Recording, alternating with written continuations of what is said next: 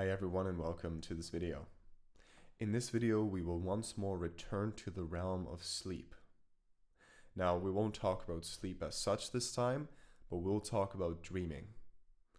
I made a video on dreams before where I introduced the interpretation of dreams according to psychoanalyst Carl Jung, but in this video I want to focus on a particular topic that Carl Jung put forth or proposed to us, namely that dreams are more real than what we experience in waking consciousness. Now, obviously this is a complex philosophical argument that I don't really want to draw in its entire complexity, but what I want to focus on instead is the Jungian perspective on dreams derived from the Jungian perspective of the psyche, and why we may argue that according to this perspective, dreams are more real than what we call reality in our sort of layman terms, i.e.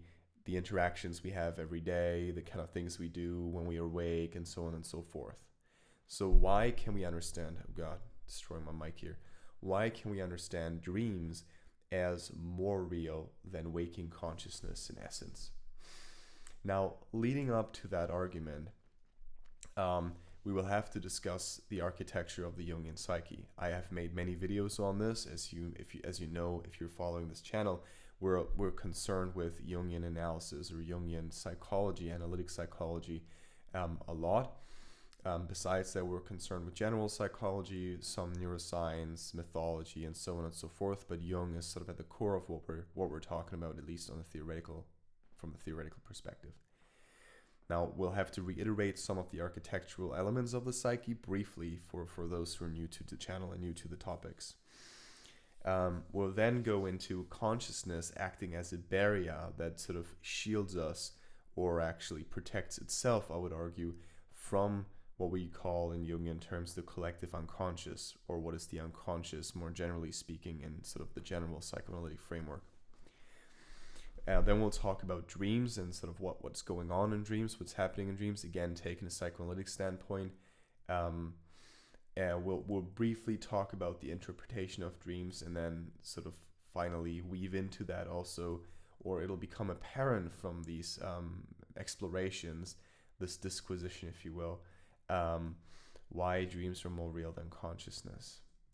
Now, one thing I do want to point out before I get into the video is please leave a comment below this video if you have any remarks, if you have any thoughts, but especially if you want more videos like this, or if you have questions that you want me to respond to in a video, I'll try to respond to everything as soon as possible. So let's get right into it. The architecture of the psyche, according to Carl Jung. Again, many of this has been said before, but in other videos, and go check them out if you want more depth on this. But essentially Jung proposes 3 layers of the psyche. On top, on the first layer, above the surface, you may say, you have, if you imagine an iceberg, I could show you an iceberg, but it will take too long to pull it up. But on the top, above the surface, you all have the image in your head, and you have what we call consciousness. Now, consciousness is essentially that which you experience, that which you remember, that which you can recall at will in a certain moment. According to psychoanalysis, again, consciousness is that has at its core what Jung calls the ego. The ego essentially structures consciousness, right? Consciousness at first in neuroscience, obviously, as you know, is sort of experiential. It's defined as experience itself, right? And self-reflectivity in that sense. So you have an experience, you can reflect on the experience, right? That self-reflexivity element is also relevant in psychoanalysis, although in psychoanalysis you have, especially for Jung, you have the element of the ego sort of playing a central role within consciousness as the ego as the central conscious dominant, which for Jung essentially means that the ego contains the elements of personality that structure your experience. Your experience being but an interpretation of sensory input, essentially, right? So the ego is essentially the kind of the narrative that, or the interpretive elements of the narrative that that you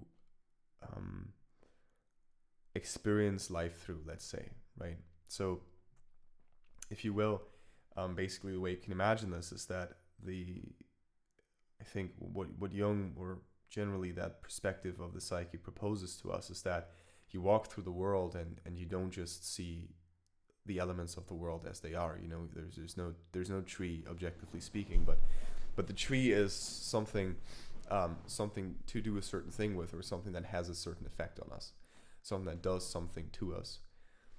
Same goes for a table. A table can be used for certain things. So it's on that perspective, it's a, if you would say, utilitarian perspective, perhaps, but that's not really correct. But this, how we see things, is largely determined by sort of the general narrative of how we essentially see ourselves within the continuity that we form as a whole, right, throughout life. And again, that's why narrative, and I've made many videos in this, but that's why the narrative is a continuous, has a continuity and is continuous, right? One element links to the next, and I like to think of the ego and of consciousness in that sense as a sort of photo library that you can access, that you can look at, a bunch of pictures you can look at, and then the kind of story you tell about these pictures. And with every new picture that's added, that story will be added to. You're not going to revisit the story as a whole, right? Perhaps you will at some point, but that's another effect, right? But you'll always attempt, and that's fundamental to the ego. The ego is always going to attempt to perpetuate its own story, to perpetuate its own version of truth for itself, essentially. The ego is always at first representative, right? It represents to yourself, to others, and to others, right? Then you have the persona, obviously, that you know. And if you don't, again, I've made a video on the persona somewhere. But the persona essentially is then the kinds of the different masks you put on in different social situations, while the ego would be the constant of all those masks, the kind of story you also tell about yourselves, right? Now, I personally think the differentiation of these elements of the psyche is quite questionable, right, to a large degree, right? Because, you know, so you have the ego on the one hand, right, but then you have the unconscious, which is essentially those elements that are as opposed to consciousness that you can't recall, that are somehow hidden from the sight of the ego, hidden from the sight of consciousness, if you will. Now, the unconscious has a complex, or undergoes a complex formation process and a complex transformation process throughout life, throughout existence, of the subject.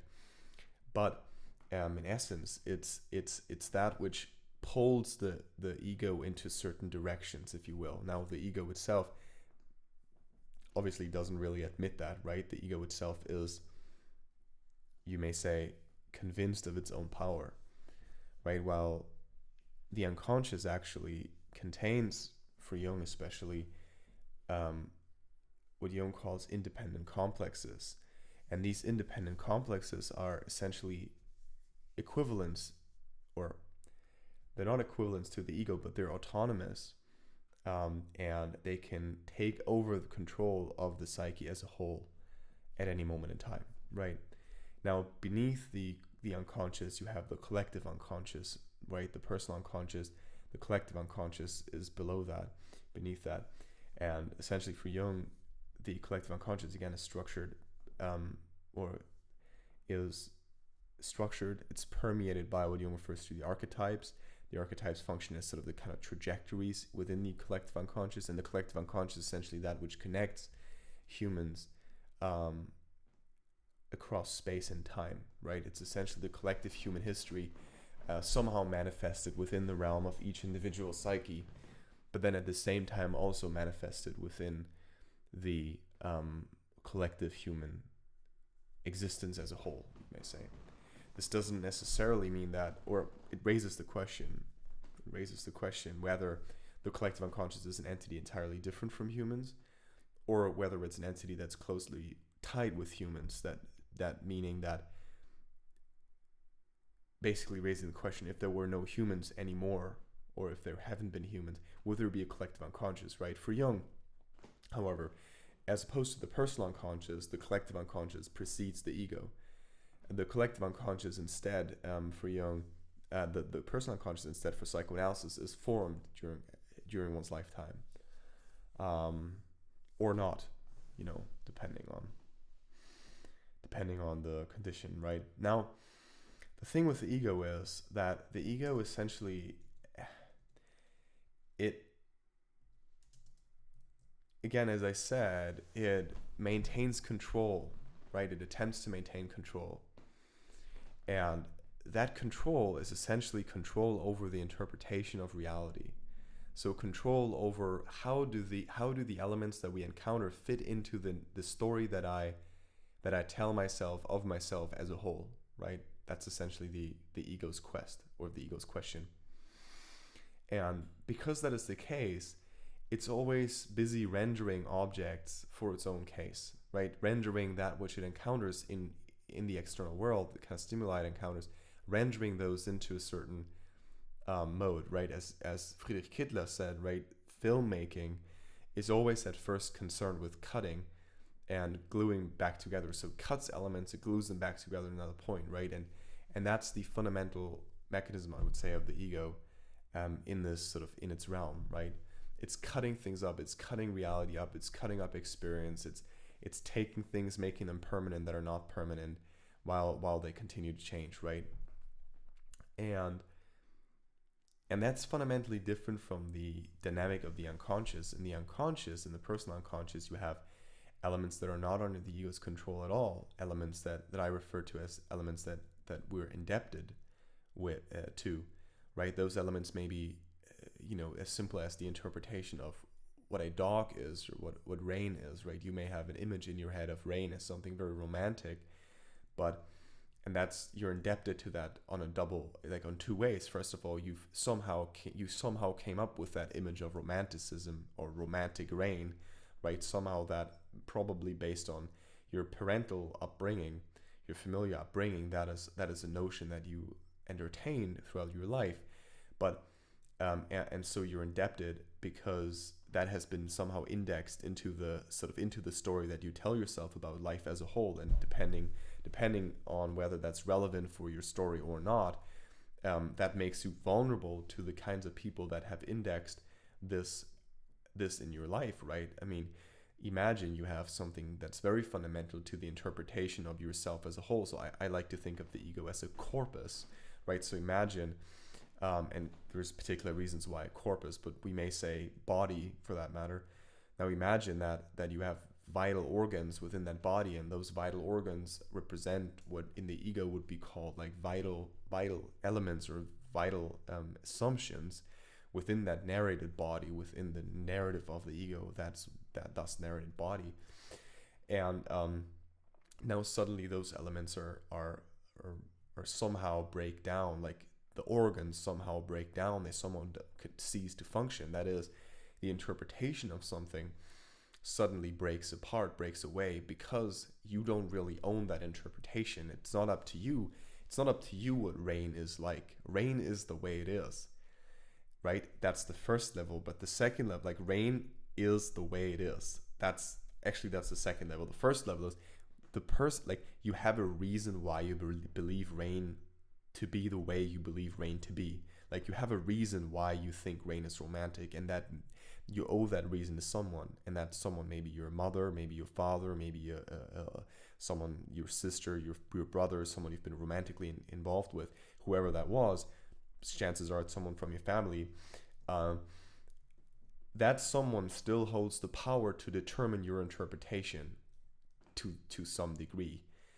However, the ego struggles again to break apart, to move away from that, to move towards an interpretation that's independent from others. And that's why I call the ego tends to crystallize its own interpretation in sort of this fictional linearity. Now, because the ego does that, it creates a barrier, a gap between you and reality as such, right? Again, like reality as the reality of the other that you encounter for real, not just as your own interpretation, not just as your own view of them, but the other as such, right?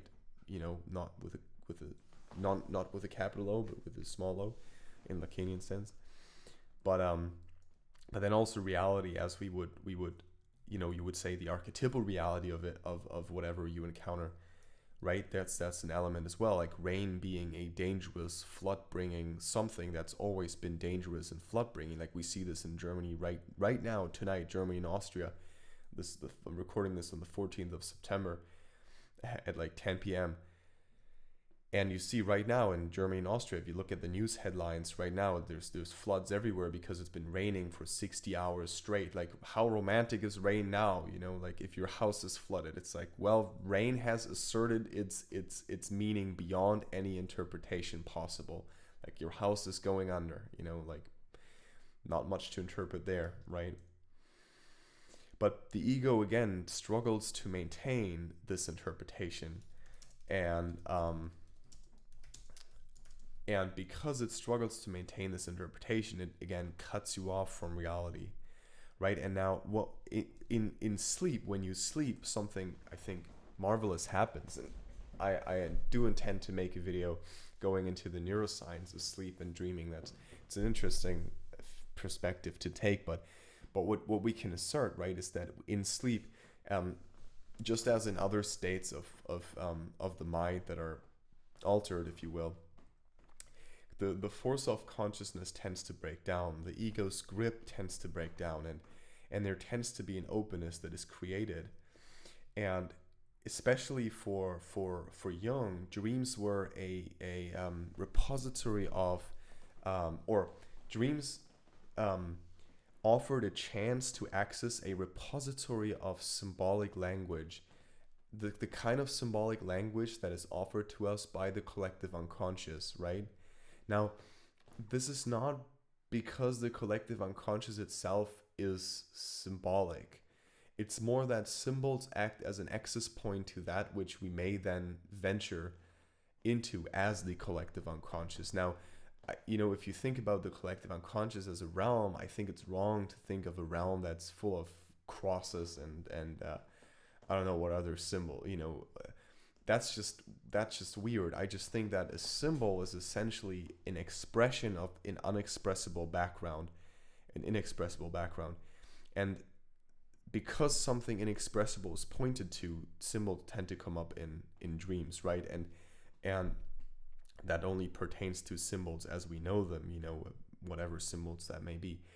But what Jung meant more likely is that dreams essentially function on two levels, right? The first level is essentially the personal level, the level that Freud also addressed, right? The level where dream processes, obviously, what you've experienced during the day, abstracting it or attempting to manifest it in the linearity of the ego that you've already built and within the unconscious. So sort of mediating between the unconscious and consciousness. That's pretty clear. I mean, we know from psychology and neuroscience that dreams essentially, when you sleep, you clean up the debris of the day. And that's especially true in REM sleep, right? REM sleep is especially concerned with precisely that process, and we dream while we're in REM sleep. So, and REM sleep is very important for mental health too.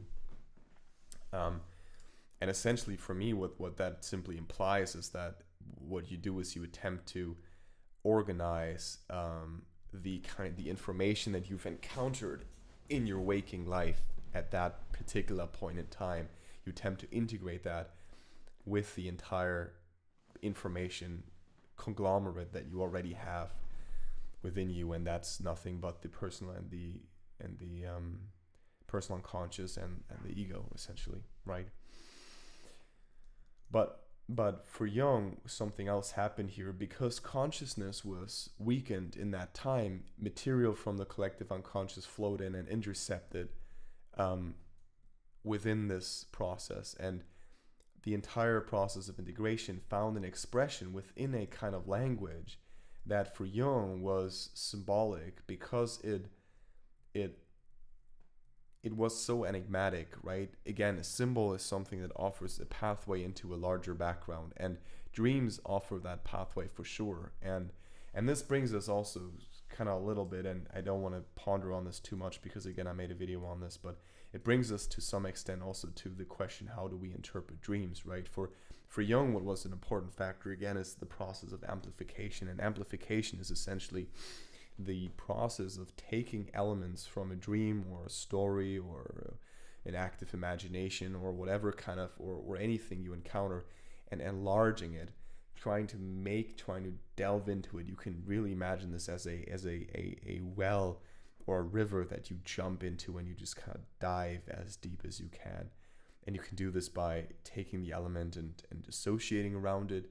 You can do this by doing research on it. You can, if you have a certain element in your dream that you think you can amplify on a personal level, talk about it with your partner, with your therapist, with yourself, write about it, paint a painting on it, compose a piece of music on it, whatever you think is your outlet. But also you may go into old texts and try to find parallels. You may explore its archetypal background. You may want to engage in these kinds of activities to just sort of enlarge the background that you have on this particular element. And for Jung, the reason why the dream was more real than waking consciousness was precisely because of that. Because the dream essentially contains, encoded in its symbolic language, the kinds of things that are beneath the fictional story that the ego tells, right? And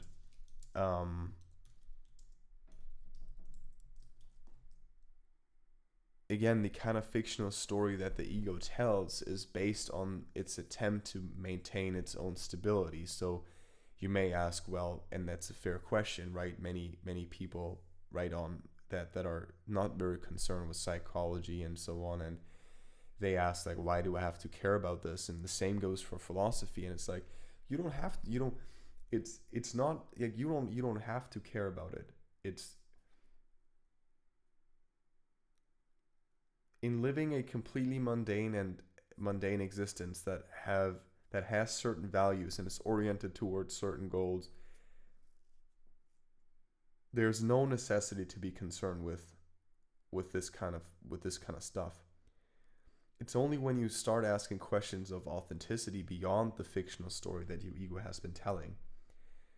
And I think that's a very important point. Your ego you can achieve an authenticity on the level of the ego. You can be in sync with the kinds of things that you want to achieve, that you've told yourself to achieve, right? That's the kind of, I want to look good, I want to be in shape, I want to be rich. These are the kinds of things that you can tell yourself. But then the question really becomes, okay, is that really what you want? And to answer that question is, I think, really difficult. And that's essentially the process of individuation, right? That's what we're going after. And I have no idea how it works in particular. But I think Jung and other texts offer us some framework to think about it. And I guess that's a good point to conclude the video. Thank you all for listening. I very much appreciate it. And again, if you enjoy the video, then please do give me a thumbs up. It'll boost the algorithm. And otherwise, consider to follow the channel if you like this video, and do give me some feedback in the comments, please. Bye. Have a good day.